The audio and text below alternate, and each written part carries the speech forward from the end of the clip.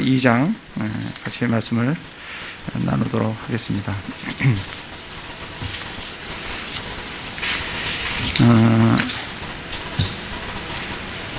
1장에서 하나님께서 여호수아를 격려하시고 용기를 주신 이후에 여호수아가 이제 1절에 보면 눈의 아들 여호수아가 은밀히 정탐하려고 시팀에서 두 사람을 보내며 이르되, 시팀은 그 요르단, 나중에 지도를 한번 찾아보십시오. 시간이 없으니까 딱 보시면 그 요르단 강 건너기 바로 옆에 시팀이라는 곳이 있습니다. 거기에서 요단강을 건너서 이제 길갈로 이제 가게 되는 거죠. 시팀에서 요르단 강을 건너기 전에 이제 이 두 사람을 정탐꾼으로 지금 여리고 성을 정탐하려고, 그 땅을 정탐하려고 이제 보내게 됩니다. 그래서 이때 여호수아가 정탐하려고 사람을 보내는 것하고 처음에 이들은 한번 그 가나안 땅을 정탐한 적이 있었습니다. 그 정탐하고 좀 어떻게 좀 비교가 되는지 우리 좀 살펴보기를 원합니다. 그래서 요 장을 이렇게 딱 접고 민수기로 잠깐 가서 민수기 13장에 보시면 왔다 갔다 할 거니까 딱 이렇게 잡고 보시기 바랍니다. 13장 1절에 보시면 이들이 이제 가나안에 들어가려고 하나님께서 가나안 정탐을 하라고 말씀을 하십니다. 1절에 보면 주께서 모세에게 말씀하여 이르되, 너는 사람들 보내어 그들이 내가 이스라엘 자손에게 주는 가나안 땅을 탐지하게 하되, 너희는 그들의 조상들의 각 지파에서 한 사람씩, 곧 그들의 가운데서 치리자를 한 사람씩 보내라. 하나님께서 직접 말씀을 하십니다, 모세에게. 그래서 몇 명을 보냈냐면 각 지파별로 한 명씩, 그래서 12명을 보내게 됩니다. 근데 여호수아의 가서 보면 2장 1절에 보면 하나님께서 말씀하시는 건 아니지만 여호수아가 눈의 아들 여호수아가 은밀히 정탐하려고 시팀에서 두 사람을 보내며 이르되, 그래서 처음에 정탐할 때는 12명이 갔는데 이번에 정탐할 때는 2명만 가요. 왜 그때는 12명이 갔고 지금 2명만 갈까? 사실은 이 민수기 13장에 와 보시면 이때 이미 여호수아는 40일간 자기가 정탐을 다 했습니다. 이미 가나안 땅을 샅샅이 잘 알고 있어요. 그것이 어떠한 곳인지, 뭐가 있는지, 어떠한 곳, 누가 살고 있고 어떻게 그들의 성벽들이 있는지 이미 다 알고 있는 그런 상태입니다. 그렇기 때문에 구태여 많은 사람을 보낼 필요가 없는 거죠. 이때는 12명을 보냈지만 지금 여호수아는 2명만을 보냅니다. 그러면서 뭐라고 얘기하냐면 그 땅과 여리고를 엿보라, 그렇게 이제 설명을 하는데, 이 정탐 내용을 보면 이 13장에 보면 아주 정탐 내용이 아주 상세하게 되어 있어요. 17절에 보면 민수기 13장 17절에 보면 모세가 가나안 땅을 정탐하려고 그들을 보내매 그들에게 이르되, 너희는 이 남쪽 길로 올라가 그 산에 올라가서 그 땅이 어떠한지, 그 안에 거하는 백성이 강한지 약한지, 적은지 많은지, 땅이 좋은지 나쁜지, 그 도시들이 장막인지 강한 요새인지, 기름진지 메마른지, 숲이 있는지 없는지, 그리고 땅의 열매를 가져와라, 그렇게 이제 지침을 주게 됩니다. 상당한, 굉장히 상세한 지침이에요. 이 정도 정탐하고 오려고 하면 상당한 노력을 해야 정탐을 할 수 있는 그런 내용입니다. 그런데 이 여호수아 2장에 와 보면은 여호수아가 아무런 무슨 지침을 주는 게 없어요. 단순히 그 땅과 여리고를 엿보고 와라, 그게 다예요.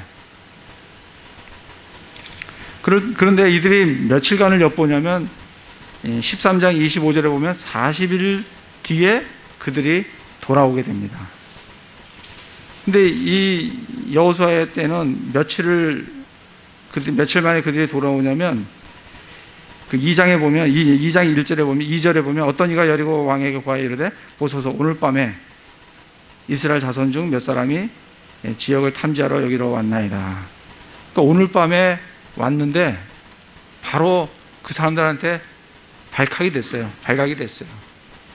그래가지고 그 오늘 밤을 지내고 그 5절에 보면 어두워서 성문을 닫을 때쯤 하니까 이게 하루가 지났겠죠. 최소한 하루는 지났어요. 그죠?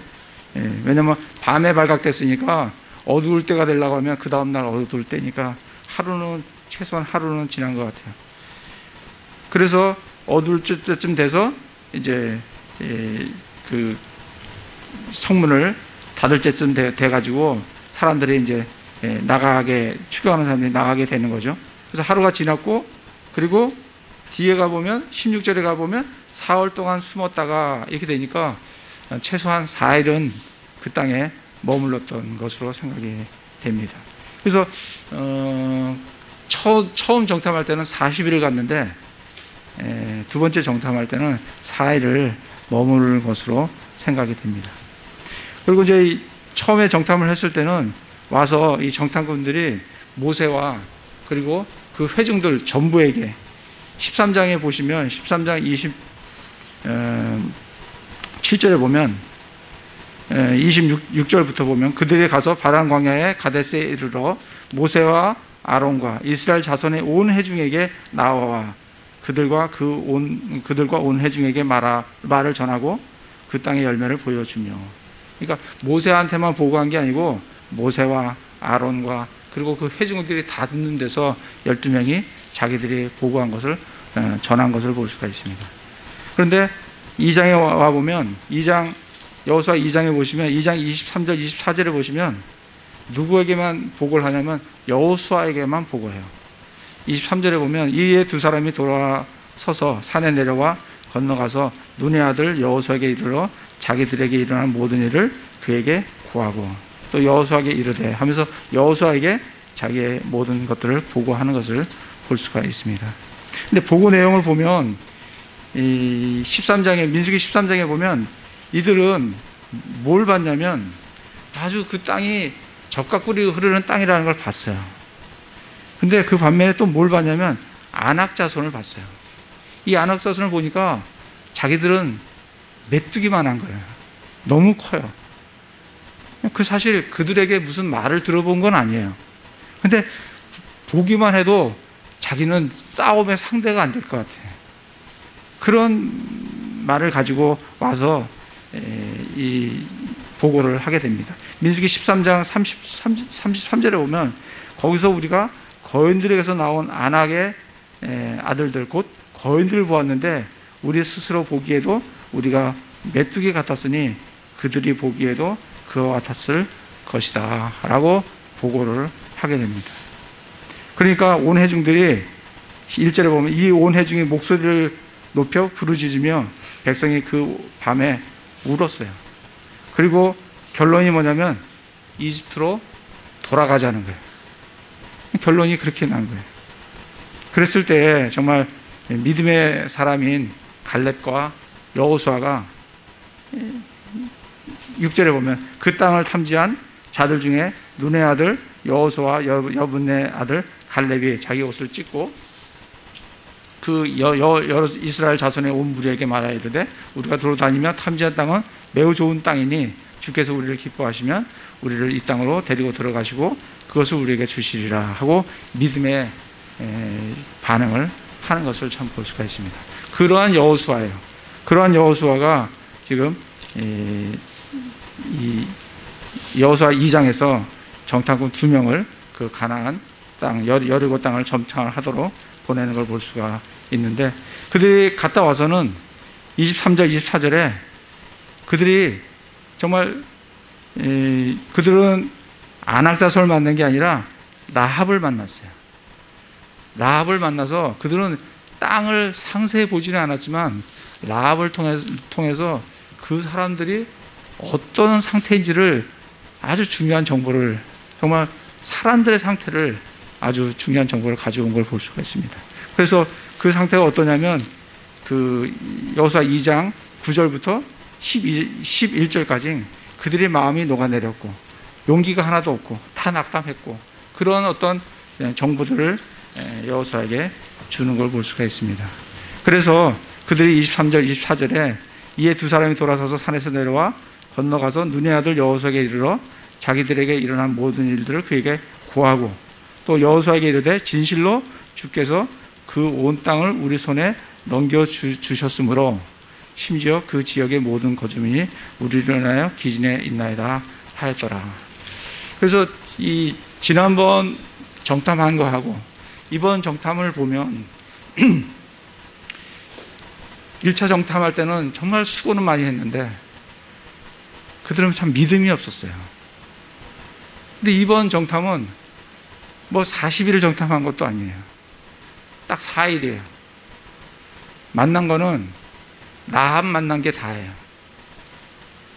그런데 그들의 상태는 정말 믿음으로 가득 찬 상태들이에요. 그렇기 때문에 그들은 믿음의 보고를 하는 걸 참 볼 수가 있습니다. 이들이 정말 믿음으로 가득 차 있다는 것은 우리가 어디서 볼 수 있냐면 1장 16절에서 18절에 보면 여호수아가 이 두 지파 반에게 그들의 마음을 다질 때 그 두 지파 반의 태도를 보면 대단한 태도들을 가지고 있어요. 16절에 보면 그들이 여호수아에게 응답하여 이르되 당신이 우리에게 명령한 모든 것을 우리가 행할 것이요 명령만 하면 우리는 다 행하겠습니다. 17절에도 보면 우리가 모든 일에서 모세의 말에 귀를 기울인 것 같이 당신 말에도 귀를 기울이겠습니다. 18절에 누구든지 당신의 명령을 거역하면 당신이 명령하는 모든 일에서 당신의 말씀에 귀를 기울이지 아니하는 자는 죽임을 당할 것입니다. 이게 두 지파 반이 이 정도의 마음 상태를 가지고 있다고 하면 이 사람들은 싸우지 않아도 될 사람들이에요. 왜냐하면 자기들은 이미 자기 땅을 이미 받았기 때문에. 근데 이 두 지파 반이 이 정도의 마음의 상태를 가지고 있다고 하면 나머지 9지파 반은 더 이들보다 더 아주 믿음의 그런 상태를 가지고 있다라고 볼 수가 있습니다. 그래서 첫 번째 갈 때는 그래서 그들은 그 믿음을 발휘하지 못함으로 말미암아 결과 그들은 40년 동안 광야에서 모두 다 죽게 됩니다. 그러나 이 두 번째 정탐에서는 정탐하자마자 3장에 보시면 3장 1절에 여호수아가 아침 일찍 일어나 그리고 이스라엘 모든 자손들이 시팀에서 떠나 요르단에 바로 진격하는 것을 볼 수가 있습니다. 그래서 그때의 모습하고 지금의 모습이 참 다른 걸 우리가 볼 수가 있습니다. 근데 여기 정탐꾼들을 보면 이 정탐꾼들이 정탐을 하러 갔는데 이 정탐꾼과 관련해서 만난 사람들이 있어요. 제일 먼저 정탐꾼이 만난 것은 라합이에요. 근데 라합만 만난 건 아니에요. 2절에 보면 어떤 이가 여리고 왕에게 고하여 이르되 보소서 오늘 밤에 이스라엘 자손 중 몇 사람이 지역을 탐지하러 여기로 왔나이다 하거늘. 누가 또 봤냐면 어떤 사람들이 봤어요. 그 사람들은 이미 이들이 이 땅을 탐지하러 왔구나, 이 지역을 탐지하러 왔구나 이미 그걸 알았어요. 그래서 이들이 행한 행동은 뭐냐면 왕에게 보고하는 거예요. 그러니까 또 누가 알았냐면 3절에 보면 여리고 왕이 알았어요. 그리고 여리고 왕이 사람들을 보내요. 그 정탐꾼들을 잡으려고. 그래서 라합만 정탐꾼을 만난 건 아니에요. 라합 이외에도 어떤 사람도 만났고 왕도 그 소식을 들었고 또 왕이 사람들을 보내서 이 정탐꾼을 관련된 일들을 잡으려고 그렇게 행한 걸 볼 수가 있어요. 그런데 그 사람들 중에서 유일하게 믿음의 반응을 한 사람은 라합이에요. 라합은 어떤 믿음의 반응을 하냐면 4절부터 7절까지 믿음의 반응을 하게 됩니다. 라합은 두 사람을, 4절에 보면 라합은 그 두 사람을 데려다가 숨겼어요. 그리고 거짓말을 합니다. 그리고 6절에 보면 그러나 그녀가 이미 그들을 집의 지붕에 데리고 올라가 자기가 이미 지붕에 가지런히 쌓아놓은 아마 줄기로 그들을 숨겼더라. 이 라합은 이미라는 두 번의 단어를 보면서 라합은 이미 마음에 이들을 봤을 때 이들을 통해서 내가 뭘 하겠다는 것을 이미 마음속에 가지고 올라가서 아마 지붕에 그들을 숨길 장소까지 이미 다 준비해 놓는 그런 아주 치밀함을 참 보이게 되는 걸 볼 수가 있습니다. 근데 지금 사실 이 라합이 이렇게 행동을 하다가 만약에 그것이 발각이 되면 라합이 어떻게 되겠어요? 아마 라합은 처형될 거예요. 그렇죠? 그러니까 라합도 지금 이러한 행동을 하는 것은 자기 생명을 걸고 하는 거예요. 하다가 걸리면 뭐 그냥 아무 이상 없고 이런 게 아니라 걸리면 죽는 거예요. 그 여리고성애로 말하면 라합은 매국노가 되는 거예요. 나라를 팔아먹는 거예요.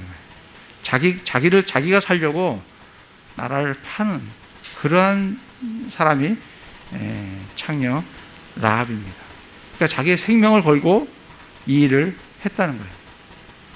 그래서 이 여리고성에 사람들이 많았는데 유일하게 구원을 받은 것은 라합과 그의 가족뿐입니다. 근데 라합이 이렇게 지금 행동을 할 수 있었던 것은 9절부터 11절 말씀을 들었기 때문에 그래요. 그러니까 그의 행동은 단순히 그냥 우발적인 행동이 아니라 9절부터 11절을 들은 들은 그것에 믿음에 기초해서 자기의 행동을 했다는 겁니다. 9절에 보면 그 사람들에게 이제 8절에 보면 그들이 눕기 전에 이제 잡고자 하는 그 사람들은 다 갔을 거고 성으로 나갔었고 그들이 이제 정탐꾼들이 눕기 전에 그녀가 지붕에 올라가 그들에게 이르러 그 사람들에게 말하되 주께서 이 땅을 너에게 주신 줄을 내가 아노라. 그러니까 이방인 라합의 입에서 제일 먼저 나온 말이 뭐냐면 주께서요. 하나님께서. 그러니까 믿는 이스라엘 사람들의 입에서 나온 것이 아니라 믿지 않는 이방인의 창녀 라합에서 나온 제일 먼저 말이 뭐냐면 주께서 이 땅을 너에게 주신 줄을 내가 아노라. 너희의 두려움이 우리에게 임하였고 또 이 땅의 모든 거주민이 너희로 인하여 기력을 잃었나니. 보시면 이 땅의 모든 거주민이 너희로 인하여 기력을 잃었어요. 지금 라합만 이것을 아는 게 아니에요. 여리고에 있는 모든 사람들이 이미 하나님께서 이스라엘 백성을 통해서 어떤 일을 하셨다는 것을 라합만 아는 것이 아니고 여리고성에 있는 모든 사람이 다 알아요. 그래서 라합은 뭐라고 얘기하냐면 이 땅의 모든 거주민이 너희로 인하여 기력을 잃었다. 모든 거주민이에요. 그리고 10절에 너희가 이집트에 나올 때 주께서 너희를 위에 홍해물을 마르게 하신 일과 그 홍해물을 마르게 하신 일이 누가 하신 거냐면 주께서 하셨다는 거예요. 그거를 라합은 듣고 알고 있었습니다. 너희가 요르단 저편에 있던 아모리 족속의 두 왕 시온과 옥에게 행한 일 곧 그들을 진멸한 일을 우리가 들었노라. 그러니까 홍해물을 마르게 했고 그리고 두 왕 시온과 옥에 행한 그 진멸한 그 일들을 그들은 다 들었어요. 라합만 들은 것이 아니고 여리고 사람들이 다 듣고 마음이 다 녹아내렸습니다. 11절에 보면 우리가 이 일들에 관하여 들을 때 곧 우리의 마음이 녹았고 또 너희로 인하여 어떤 사람에게도 더 이상 용기가 남아있지 아니하였나니 주 너희의 하나님 즉 그분은 위로 하늘에서와 아래로 땅에서 하나님이시니라 하고 자기의 신앙 고백을, 자기의 믿음의 고백을 합니다. 이 여리고성에 어느 누구도 라합은 창녀지만 그는 하나님이 무슨 일을 했고 그리고 앞으로 이 여리고성에 하나님께서 무슨 일을 할 것이라는 것을 정확히 듣고 그리고 알고 그리고 그걸 믿었어요. 여리고성에서 사람들이 다 들었어요. 그런데 그들은 믿지를 않았기 때문에 라합과 같은 행동을 하지 않는 걸 볼 수가 있습니다. 라합이 지금 4절부터 7절까지 이 자기 생명을 걸고 이 정탐꾼들을 숨겨준 것은 9절부터 11절에 있는 그 믿음의 행위예요. 그러한 믿음이 하나님 말씀을 듣고 하나님께서 하신 것들을 듣고 그것을 믿었기 때문에 그거에 대한 행위로 4절부터 7절까지 믿음의 행위를 하는 것을 볼 수가 있습니다. 그래서 성경 말씀에는 히브리서 11장을 가보겠습니다. 이 라합에 대해서 뭐라고 얘기를 하냐면 히브리서 11장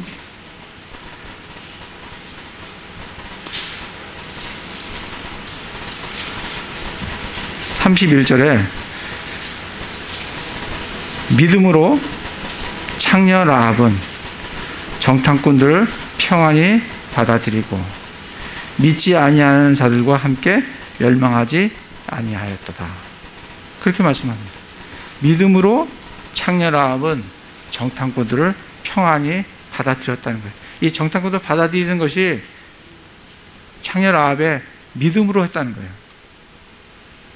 뭘 믿음으로? 하나님께서 이루신 일들을 그걸 믿고 자기는 자기의 생명을 걸고 이 정탐꾼들을 평안히 받아들였다는 거예요. 그래서 믿지 아니하는 자들과 함께 멸망하지 아니했다. 이렇게 말씀을 우리에게 알려주고 있습니다. 그 뒤에 야고보서에 가보겠습니다. 야고보서 2장 25절에 보면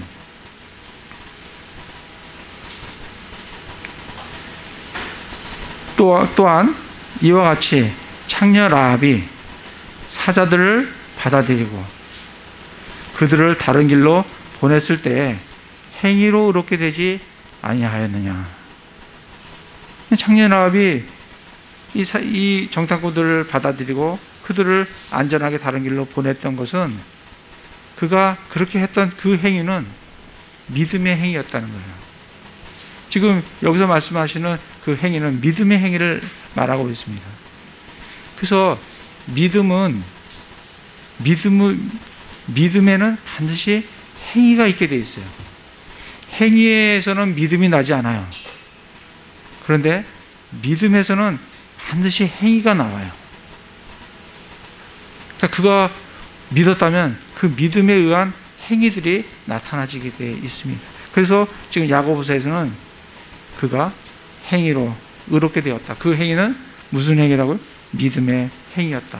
그래서 하나님을 믿음이 있기 때문에 그는 믿음의 행위로 그 정탐꾼들을 평안하게 받아들여서 그들을 보호할 수 있었다라고 말씀을 해주고 계십니다.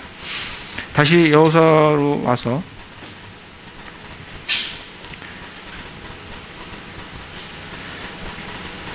여호수아 2장에 와서 그러면서 라합은 결론적으로 12절부터 자기의 요구사항을 아주 정말 담대하게 아주 명확하게 얘기를 합니다. 12절에 보면 그러므로 내가 이렇게 믿음을 가지고 당신들을 믿음의 행위로 당신들 보호했기 때문에 그러므로 이제 청하건대 내가 너희에게 친절을 베풀었은즉 너희도 내 아버지 집에 친절을 베풀 것을 줄을 두고 내게 맹세하며 내게 참된 증표를 달라고. 명확하게 자기 요구를 얘기를 합니다. 13절에 또 내 아버지와 어머니와 형제들과 자매들과 그들에게 속한 모든 자를 살려두며 우리의 생명을 죽음에서 건져내라고. 그 라합은 이제 이스라엘 백성이 들어오기만 하면 여리고는 다 죽는다는 걸 알았어요. 그 죽음으로부터 자기들을 건져내라는 거예요. 내가 생명을 걸고 너희를 지켰듯이, 그게 내 믿음의 행위였듯이 너희들도 우리 자기를 포함한 자기 가족들을 살려내라고 담대하게 요구하는 걸 볼 수가 있습니다. 그랬을 때 14절에 정탐꾼들이 그녀에게 응답하되 내가 우리의 이 일을 입밖에 내지 아니하면 우리 생명으로 너희 생명을 대신할 것이요 주께서 우리에게 그 땅을 주실 때 우리가 친절하고 진실하게 너를 대접을 하겠다라고 이제 서로 맹세하고 그 약속들을 지켜 나가는 걸 볼 수가 있습니다. 그랬을 때 라합이 15절에 보면 줄을 달아서 그 사람들을 이제 내려주고, 그리고 그들에게 너희들은 바로 강을 건너지 말고, 그 추격하는 사람들이 강으로 갔을 거니까 강으로 건너가지 말고 반대편으로 이 산으로 올라가서 거기서 3일을 지낸 후에 그 다음에 너희가 너희 길로 가라.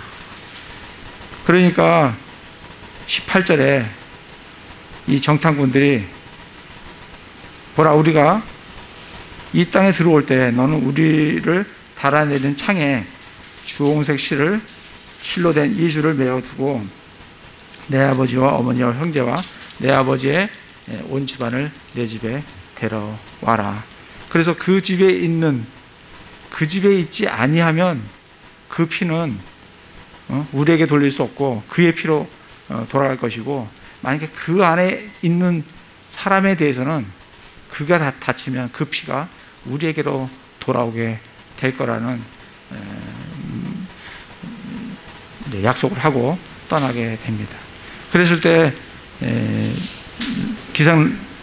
이 청년 라합은 그 말을 믿고 21절에 그녀가 이르되 너의 말대로 되리라 하고는 그들을 보내어 떠나가게 하고 주홍색 줄을 창에 메어두게 됩니다. 그래서 그 주홍색 줄을 보고 나중에 여리고성이 파괴될 때 그 주홍색 줄을 달아맨 단 그 집안에 있는 사람들은 모두 구원을 받습니다. 그걸 보면서 하나님은 사람을 두 개로 나눈다라고 볼 수 있어요.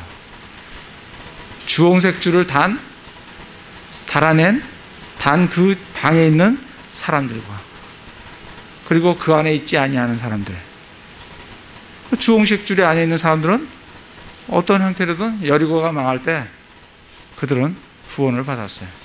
근데 그 외에 있는 사람들은 믿지 아니한 결과로 다 망한 것을, 다 죽게 되는 것을 보게 됩니다. 출애굽 때도 마찬가지예요. 하나님께서 10번째 재앙을 내리시면서 양을 잡아서 문설주에 기둥과 문인방에 바르라고 말씀을 하셨습니다. 그걸 바른 집은 재앙이 넘어가요. 근데 바르지 않은 집은 재앙이 임하게 됩니다. 그러니까 하나님께서는 그 양의 피를 바른 집과 바르지 않은 집, 그렇게 나누는 걸 볼 수가 있어요. 지금 이 시대에도 마찬가지예요. 예수 그리스도 안에, 예수 그리스도의 피로 예수 그리스도 안에 들어와 있는 사람과 그렇지 않은 사람과, 하나님께서는 그 두 부류를 봅니다. 그래서 예수 그리스도 안에 있는 사람들은 구원을 받는 거고, 예수 그리스도 밖에 있는 사람들은 구원을 받지 못한다는 것을 이런 말씀을 통해서 예표로 우리에게 보여주시는 것을 볼 수가 있습니다. 마찬가지로 또 노아의 방주도 마찬가지예요. 노아 방주 안에 있는 사람들과 노아 방주 밖에 있는 사람들, 하나님은 이 사람들을 그 두 부류로 보시고 계시는 걸 볼 수가 있습니다. 로마서 3장을 가보겠습니다.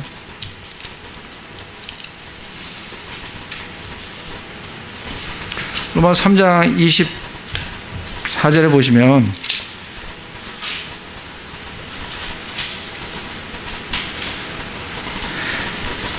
이 사절에 보면 그리스도 예수님 안에 있는 구속을 통해 하나님의 은혜로 값없이 의롭게 되었느니라.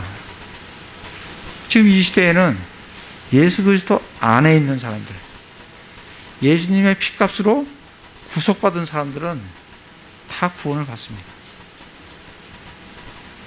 그러나 라합 시대와 마찬가지로 라합은 하나님의 말씀을 듣고 믿음으로 믿음의 행위를 해서 그가 구원을 받았듯이 지금 이 시대에도 동일하게 복음의 말씀이 전해집니다. 그러나 그 복음의 말씀을 듣고 예수 그리스도 믿고 그 예수 그리스도 안으로 들어오는 사람들은 모두 라합과 같이 심판의 날에 구원을 받습니다. 그렇지 않은 사람들은 심판을 받게 된다라고 우리에게 말씀을 해주고 있습니다. 에베소서 1장 7절을 보겠습니다. 에베소서 1장 7절에 보시면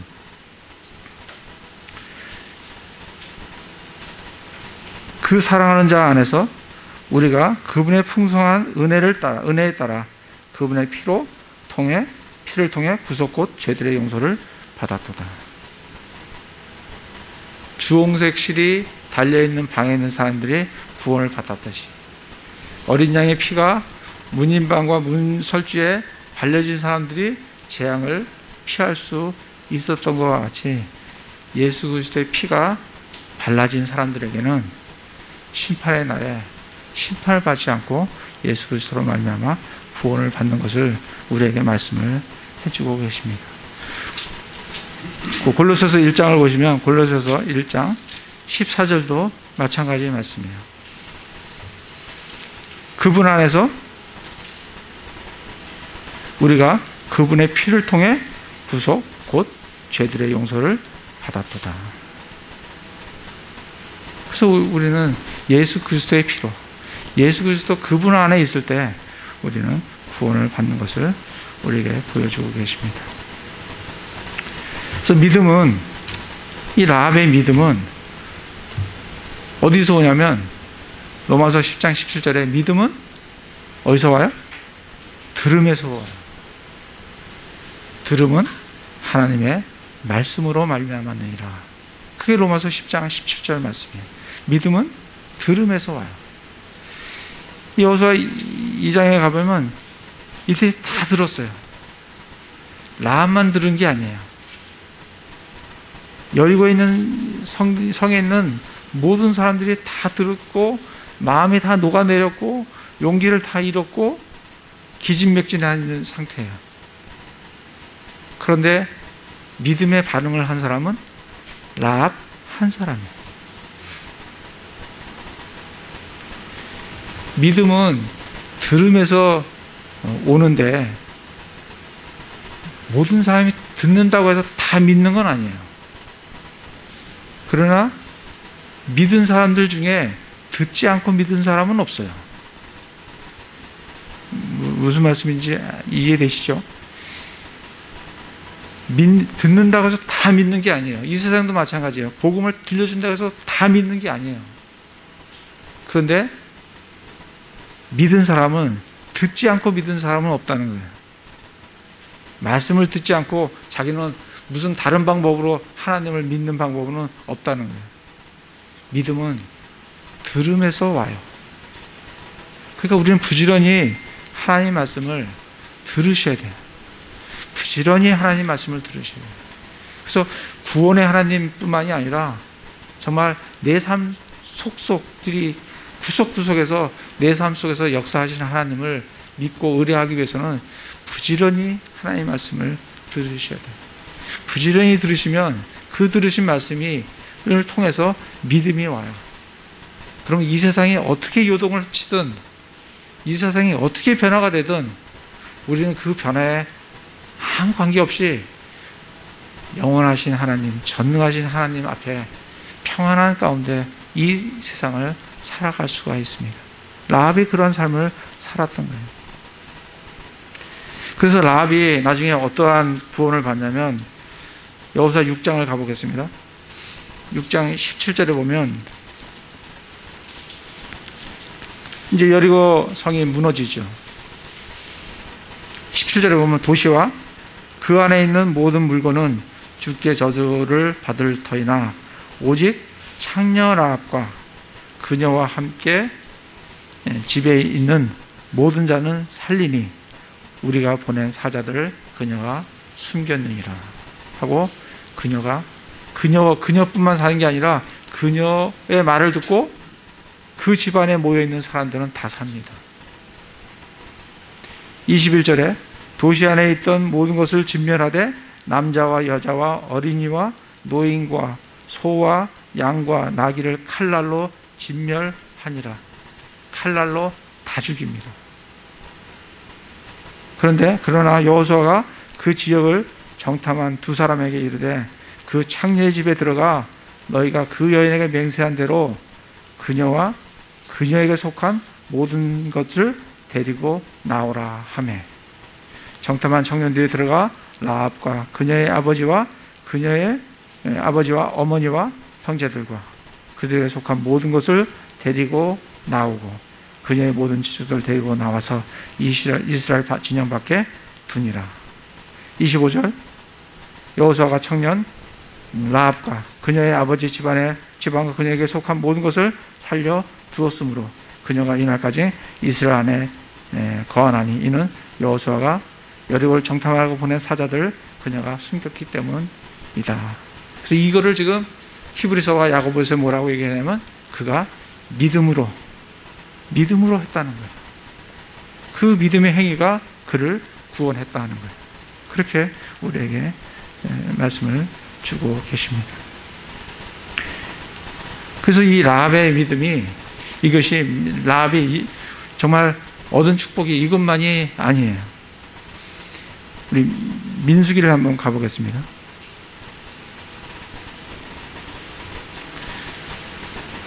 민수기에 보시면 민수기 1장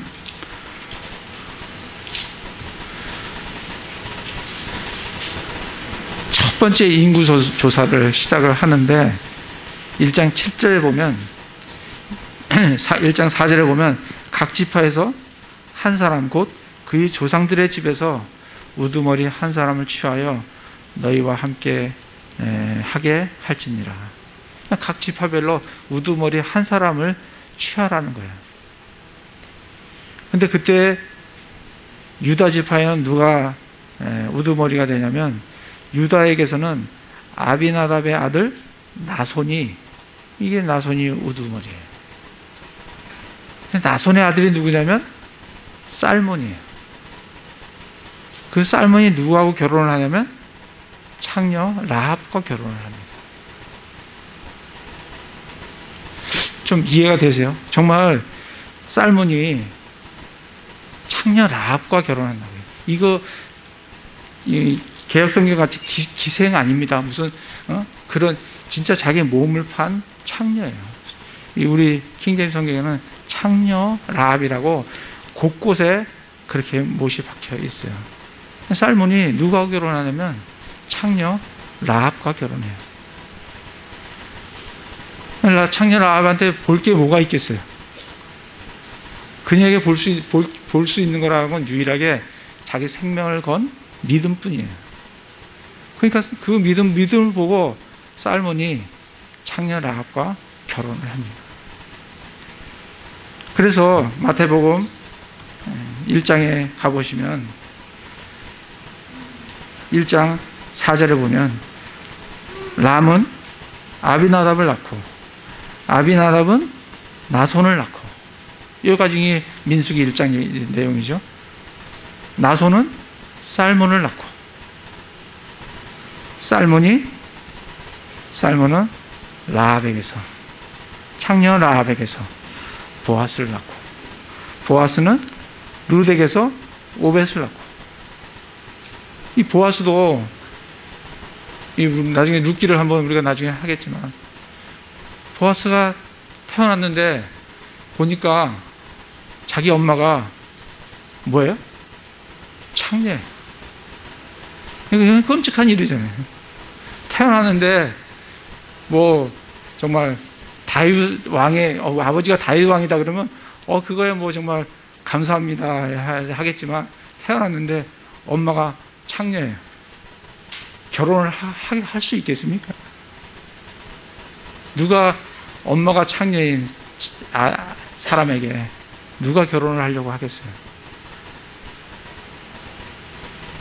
결혼을 하다 누구하고 결혼하냐면 룻이라는 모압 여인, 모압에서 그것도 결혼 한번 한 그런 여인, 이쪽에서 먹을 것이 없어서 저 모압 땅으로 갔던, 그러다가 거기서 결혼하고 자기 아들을 다 죽이고 2명 다 죽고 그리고 돌아온, 근데 한 며느리가 따라온 그 룻, 그 룻하고 결혼한 사람이 보아스예요.